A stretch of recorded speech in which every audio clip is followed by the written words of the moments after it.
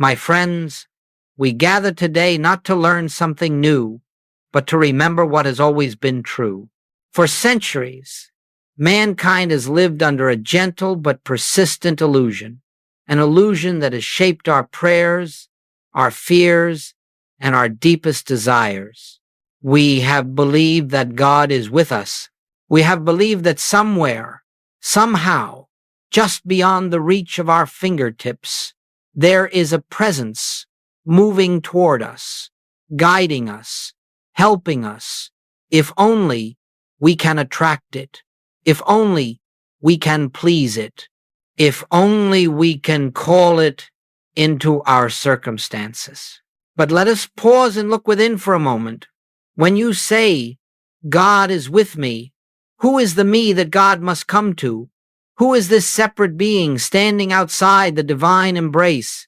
The moment you say, God is with me, you have already accepted a duality that does not exist in spiritual reality. You have placed God on one side and yourself on the other, and you have begun the long, weary journey of trying to unite what was never separate. This, my friends, has been the central misunderstanding of the spiritual life.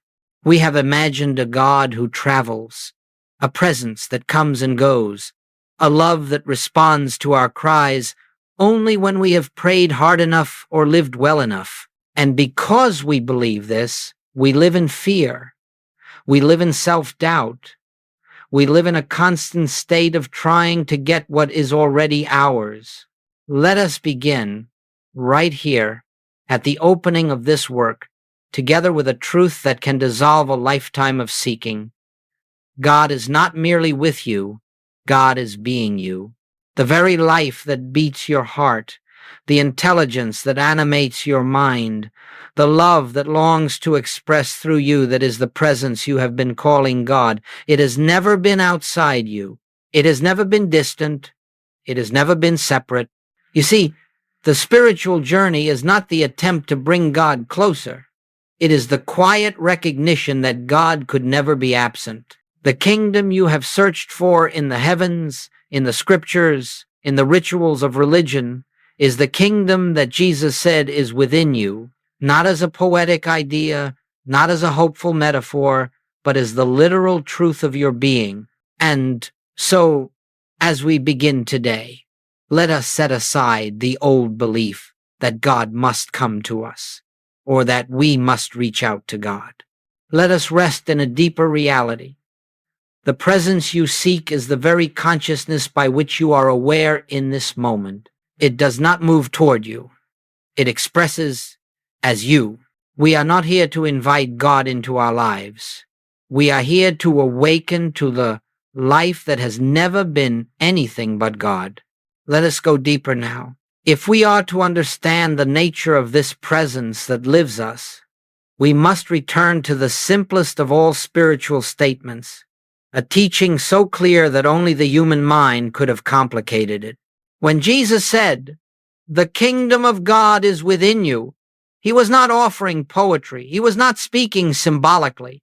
He was revealing the central fact of spiritual life, that the fullness of God, the wholeness of God, the infinitude of God, is not a distant realm to be reached after death or earned through righteousness.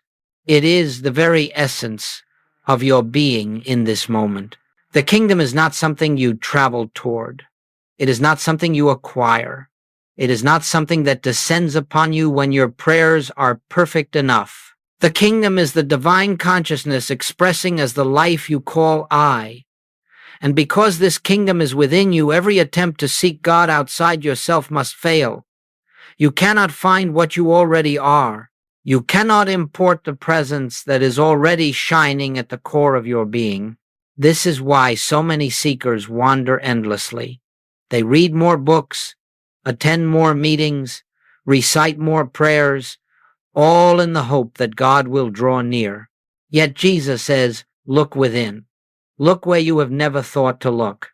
Look beneath the thoughts, beneath the emotions, beneath the sense of a personal, separate self, and there you will find the kingdom that has never left you. You see, the world has reversed the teaching of the Master. We have made the kingdom a future reward, a distant heaven, a spiritual landscape somewhere beyond the clouds. But the Master placed it exactly where it had always been within you. And when he said the Father and I are one, he was not describing a relationship unique to himself. He was revealing the universal truth of being. The divine nature is the root of every life. This kingdom is not something you enter. It is something you awaken to. It is not something God establishes later. It is what God has established now. Your task is not to climb toward it. Your task is to remove the veil of separation in your own consciousness. And what is that veil? It is the belief that you are a human being trying to reach a divine presence. It is the belief that God is somewhere else. The moment this belief is released, even for a single breath, you begin to sense the stillness, the peace, the completeness of a presence that has never been absent. The kingdom within does not shout. It does not force itself into your awareness. It is a gentle unfolding, a quiet recognition that the life you have called me is in truth the life of God expressing in individual form. When you truly understand this, you will stop searching outside. You will stop begging for what is already within. And you will begin to live from the consciousness that Jesus intended, not as a seeker of God, but as an expression of God. As we move forward, let us look more deeply at this great transition. Every sincere seeker must eventually make the shift from duality to oneness. It is not an intellectual shift. It is not the acceptance of a doctrine. It is a profound change in consciousness, a spiritual awakening in which you see clearly that there is not God and you. There is only God appearing as you. Duality is the oldest illusion known to mankind. It is the belief that there are two powers, two beings, two existences, one divine, one human, one perfect, one flawed, one infinite, one limited. And all suffering, every conflict, every fear in your life arises from this belief in oneness. The moment you think you stand apart from the presence, you begin to doubt, to struggle, to defend, to seek. You begin to live as a creature separate from its source. But this separation exists nowhere except in human belief. It has no spiritual reality. It has no divine sanction. It is no more real than a shadow mistaken for substance. And the instant this veil begins to lift, the instant you recognize that the life you are living is not a personal life but a divine expression, the entire structure of fear collapses.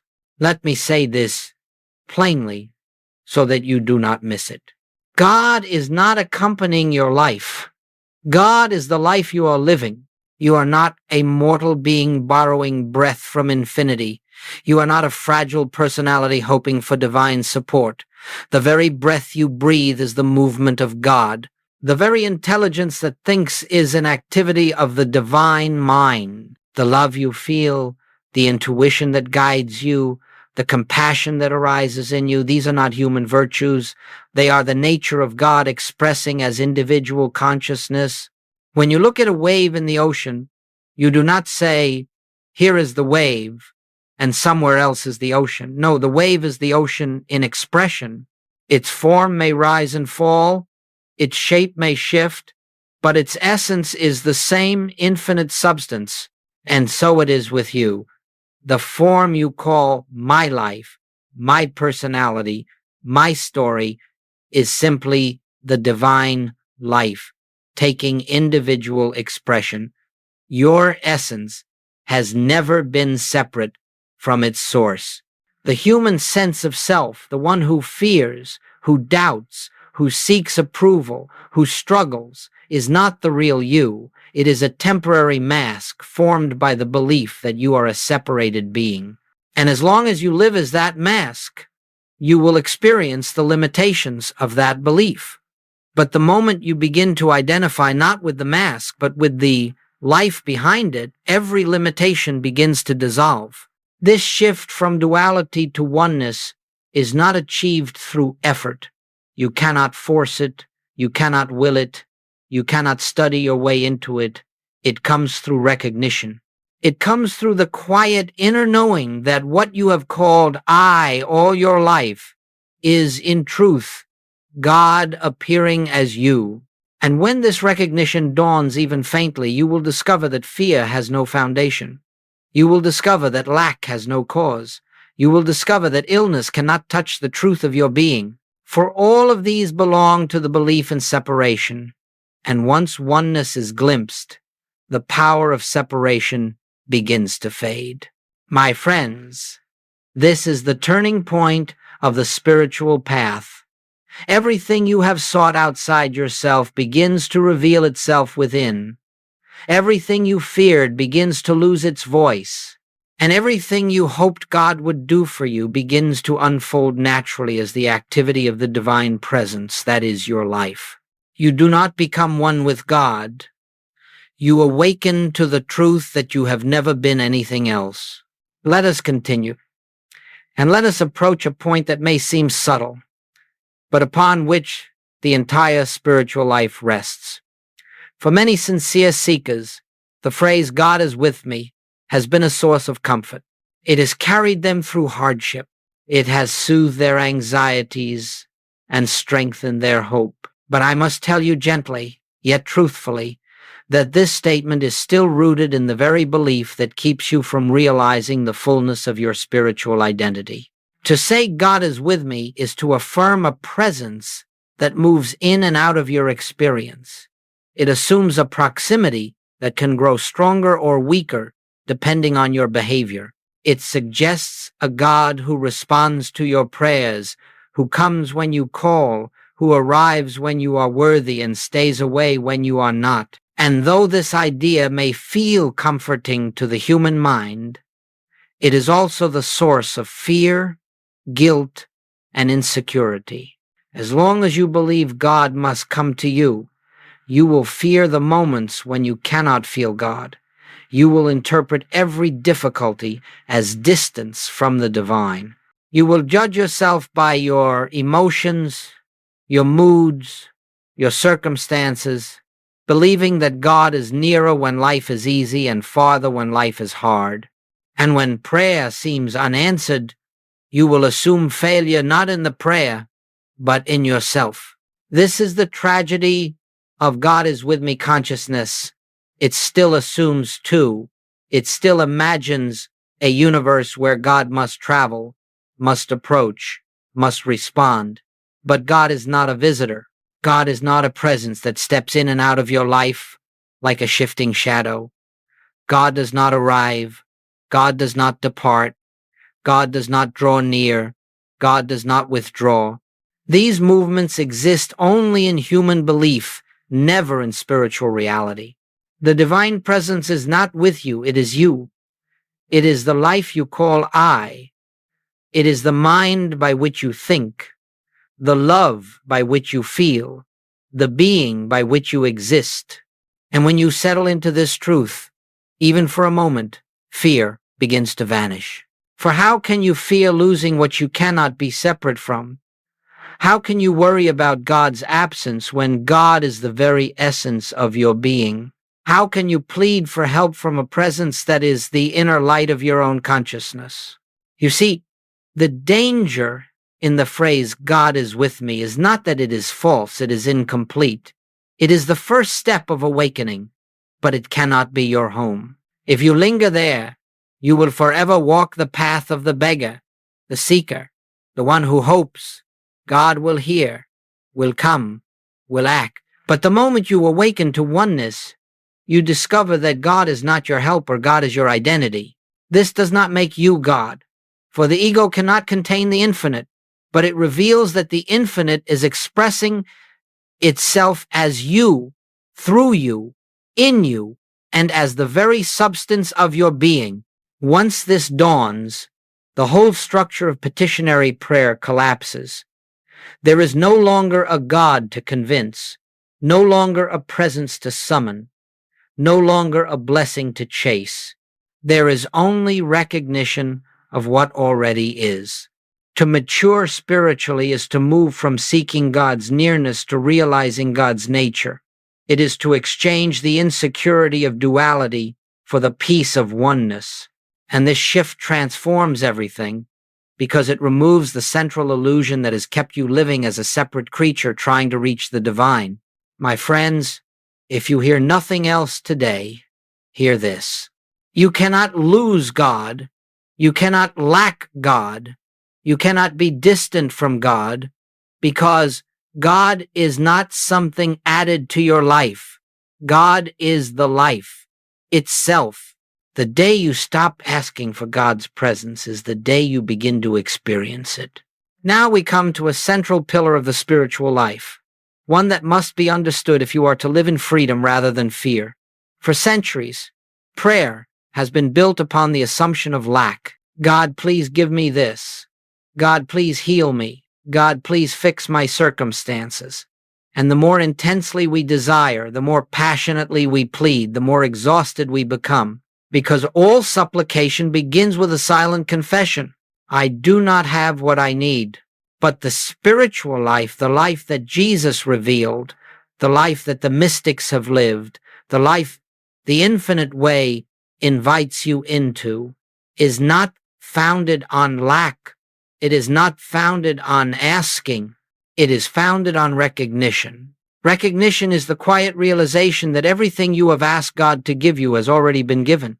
Recognition is the understanding that you cannot seek the presence because the presence is the very ground of your being. Recognition does not beg, it acknowledges. Recognition does not reach, it rests. Recognition does not attempt to change God, it allows God to reveal the truth already present. You see, all supplicating prayer assumes a God outside yourself who must be persuaded. But recognition knows that God is the very life you are living, and that nothing needs to be added to that life. What is needed is not divine intervention, but spiritual awareness. This is why Jesus said, "Your Father knows what you need before you ask."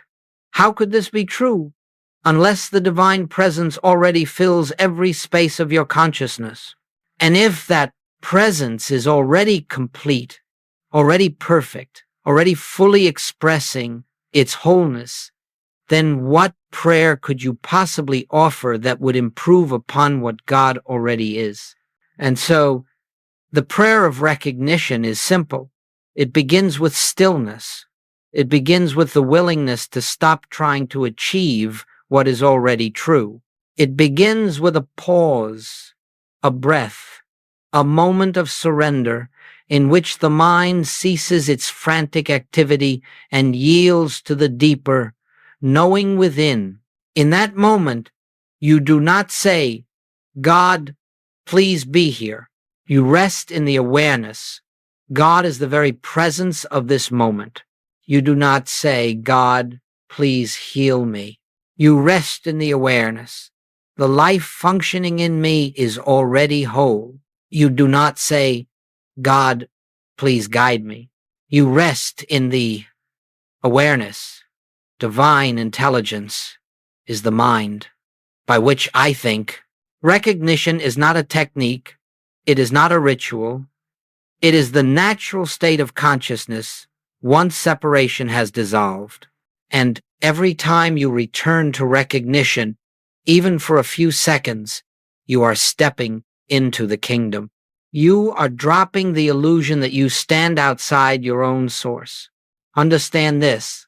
Supplication reinforces the belief in a limited, needy self. Recognition reveals the truth of the self that has never needed anything because it has never been separate from its own infinite supply. Let me offer a simple way to begin. Several times during the day, stop for just a few breaths and allow this inner truth to arise. The presence I seek is the presence I already am. You need not say it loudly. You need not say it perfectly. You need not feel anything at all.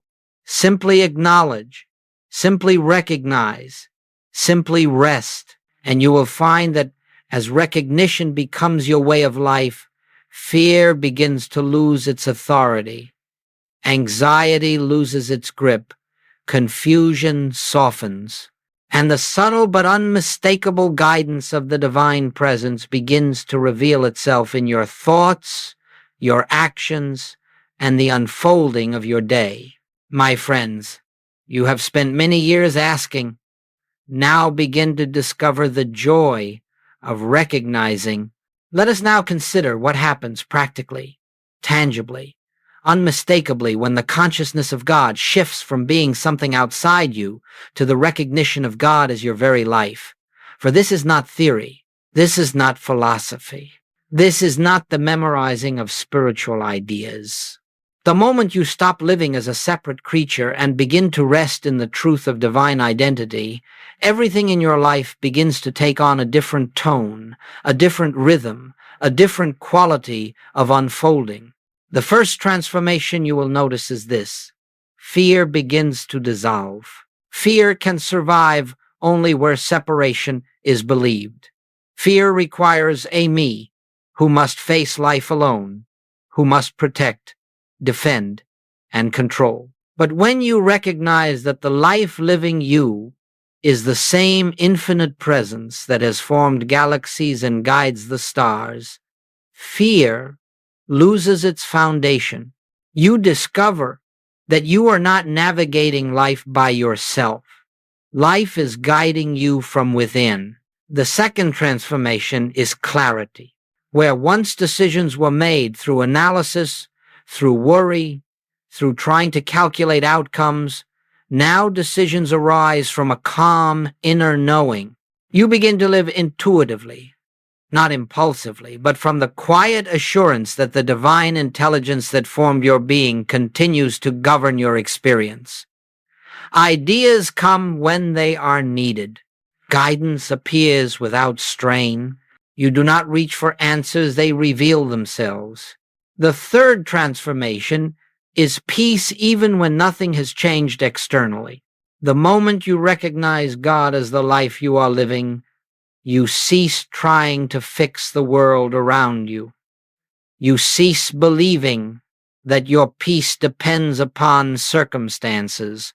You discover that peace is the nature of the divine presence itself, and that presence is the ground of your being. This inner stillness becomes your home, your refuge, your atmosphere, even when the world storms around you. The fourth transformation is found in relationships. When you no longer see yourself as a separate human personality, you stop demanding, expecting, or fearing the behavior of others. You realize that everyone around you is also the expression of God, though many do not yet know it. And this recognition softens your gaze. You begin to behold the divine behind the human mask. Conflict loses its bite. Judgment loses its power. Compassion rises naturally, not as an emotional effort, but as the very nature of the presence expressing itself as you. The fifth transformation is supply. When you no longer see yourself as a limited human being trying to acquire good, but as the expression of the infinite source itself, lack loses its meaning. You stop living from desperation and begin living from completeness. This does not mean money falls from the sky. It means that the consciousness of wholeness draws into your experience the forms that match it. Opportunities, ideas, relationships, provision. The law of consciousness is simple. What you recognize within becomes the pattern of life without. Let me offer a gentle story, not as proof, but as illustration. A woman who spent years praying desperately for financial help finally encountered the teaching of inner recognition. Instead of begging God for supply, she began each day resting in the awareness. The source of all life flows as my life now. She did this without expectation, without trying to influence events. Weeks passed. The fear of lack began to quiet. Her decisions became clearer. She stopped chasing solutions and began acting from peace. And gradually, almost without noticing when it happened, her outer circumstances shifted. A new opportunity came. A long-delayed project opened. What had seemed impossible became natural. Nothing magical occurred. Consciousness changed. An experience followed as it always must. The sixth transformation is healing. Where once the body was feared as fragile, vulnerable, and separate from spirit, you now see it as an instrument through which the divine presence expresses. This does not deny physical conditions. It simply refuses to build identity around them. You begin to understand that the body responds to consciousness, and as fear dissolves, as separation dissolves, as inner peace becomes natural, the body often reflects that harmony, sometimes quickly, sometimes gradually, but always in accordance with the changes taking place within. And finally, the deepest transformation is freedom. When you know that God is the life living you, the entire burden of existence lifts. You no longer wrestle with life. You no longer battle circumstances. You no longer attempt to force spiritual growth. You rest. You allow. You listen. And you discover that the same presence that animates your life is unfolding your path with a wisdom far greater than human effort could achieve. My friends, life does not transform because God intervenes. Life transforms because your consciousness awakens. Now, let us turn to the heart of spiritual practice, not the outer rituals, not the spoken prayers, not the mental affirmations, but the interior stillness where the presence reveals itself. For if the kingdom of God is within you, then you must learn how to enter that inner sanctuary, not through effort, not through imagination, but through the simple grace of becoming still. The great mistake of spiritual practice is the belief that it must be active. You have been taught to speak to God, to call upon God, to plead with God, to chant, to visualize, to fill the mind with holy thoughts. But the mind that tries to reach God is the very thing that obscures God, and the noise of human thinking is the veil that hides the silence in which the divine presence is known. Therefore, the highest spiritual practice is not doing, it is undoing. It is the quiet release of mental effort. It is the cessation of trying. It is the surrender of the belief that you must achieve something, feel something, or create spiritual experience. True meditation is not an act of reaching for God. It is the stillness in which you discover that God has already been here all along. Let me say this plainly. The presence is not found through words. The presence is not found through thought.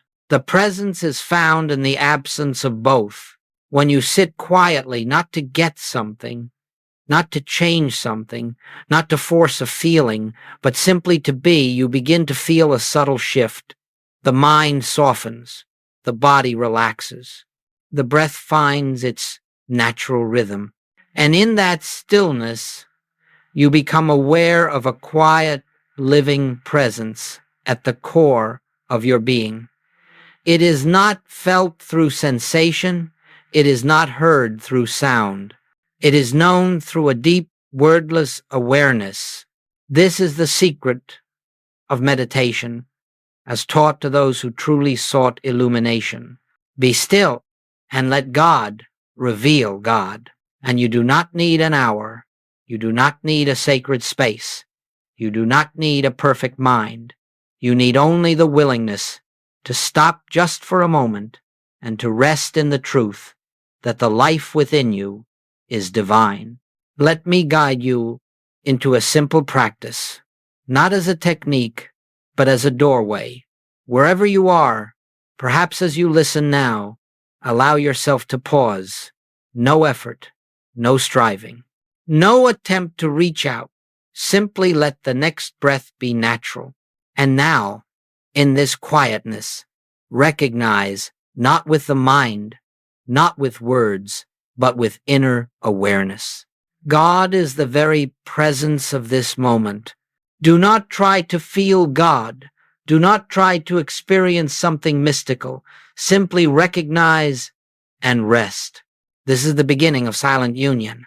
This is the entrance into the kingdom. And when practiced consistently, 3 seconds here, 5 seconds there, a minute during moments of stillness, this inner silence begins to weave itself into your entire day. It becomes your atmosphere.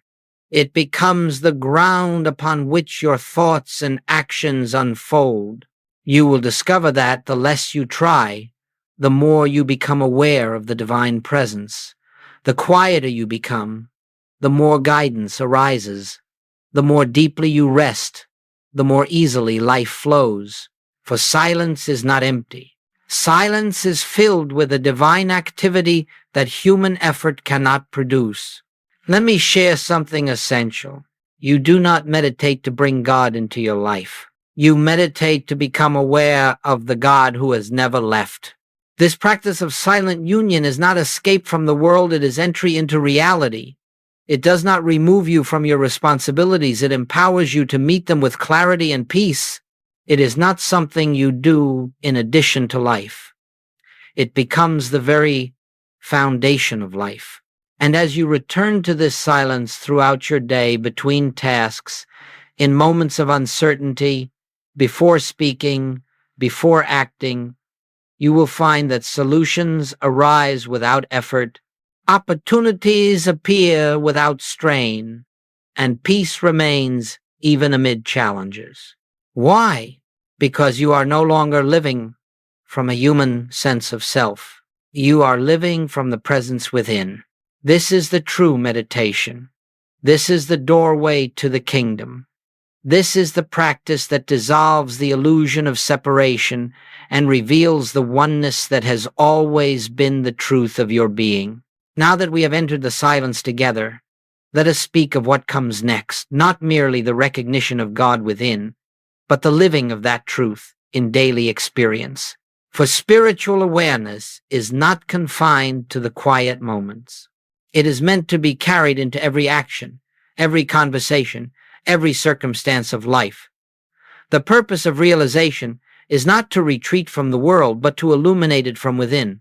The question is not, how do I act more spiritual? The question is, how do I allow the divine presence to express itself as my life? This is the essence of oneness, not that you adorn yourself with spiritual words or practices, but that you stop living as a separate self and begin to yield to the deeper life that seeks to express through you. You do not become divine.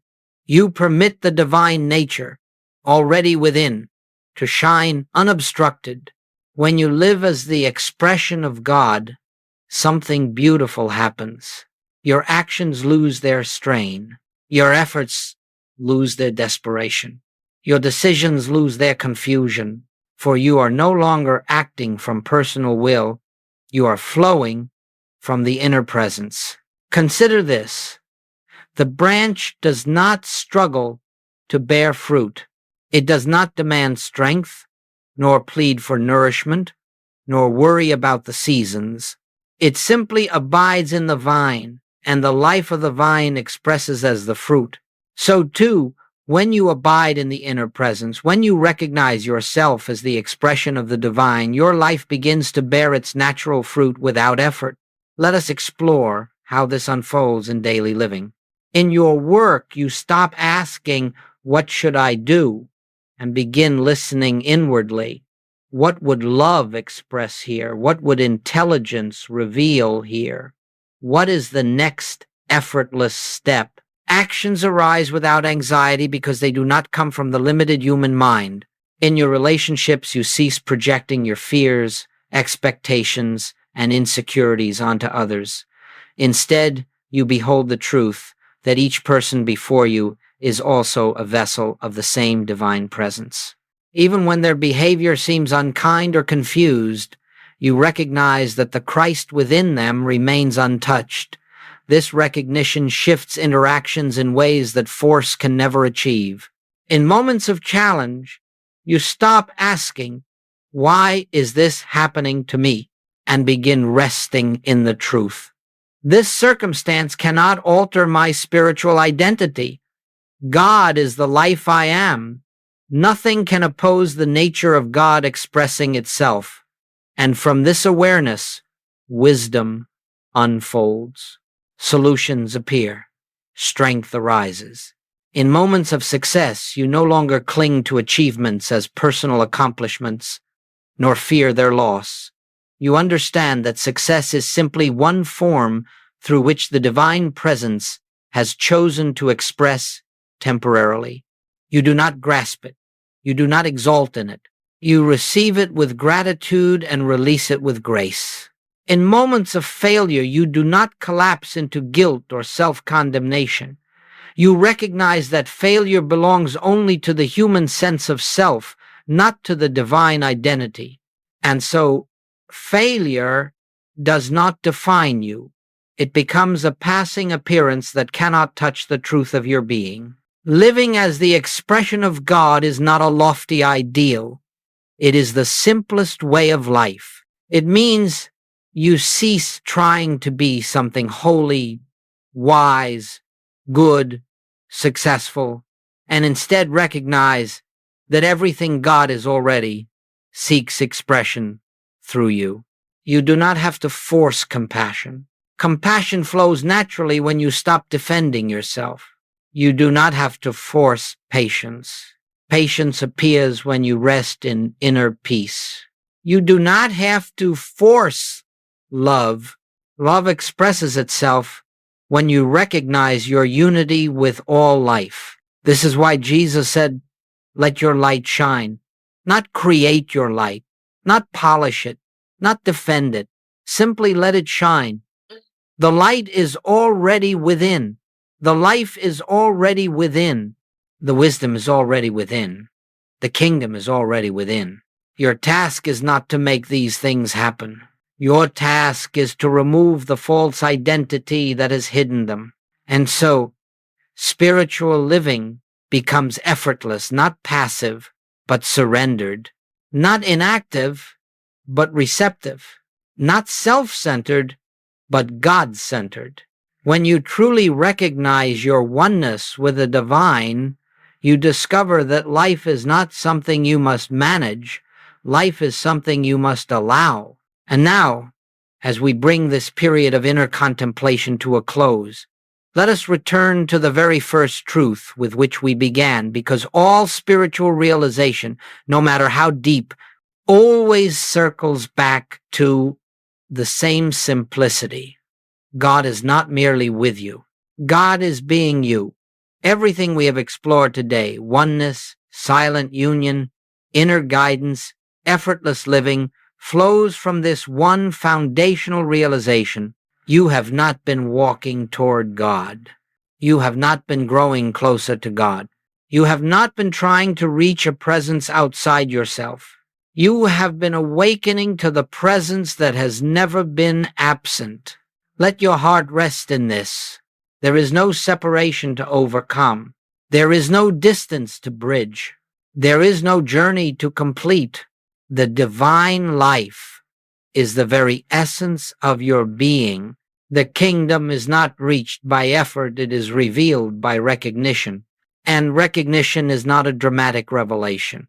It is not an emotional experience.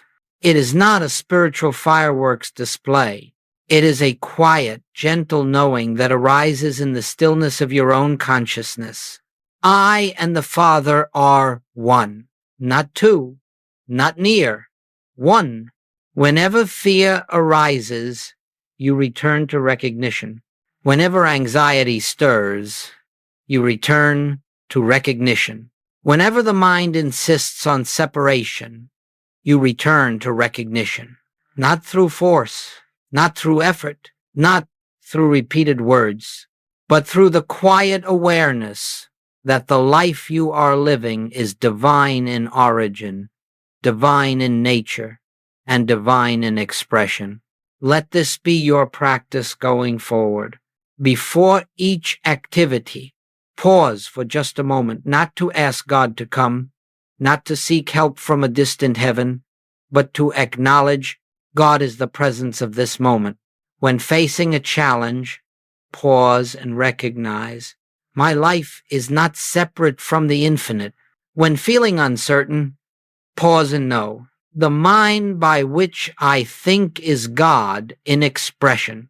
When feeling unworthy, pause and remember, nothing I have done, nothing I have feared, nothing I have believed has ever changed my spiritual identity.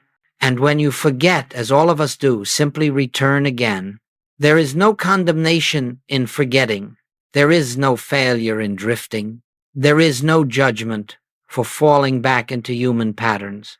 The spiritual life is not a path of perfection. It is a path of awakening. Each time you remember, the veil thins. Each time you recognize, the light grows stronger. Each time you rest in the presence, the illusion of separation weakens.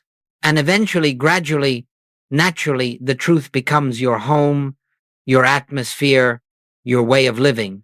You no longer try to remember God. You no longer struggle to find God. You simply know.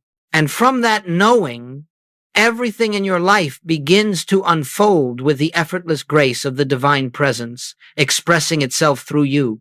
So let us end where all true spirituality begins, with quiet recognition. Wherever you are in this very moment, simply rest in this truth. The kingdom of God is within me now. The presence of God is the life I am. I am, and always have been, one with the infinite.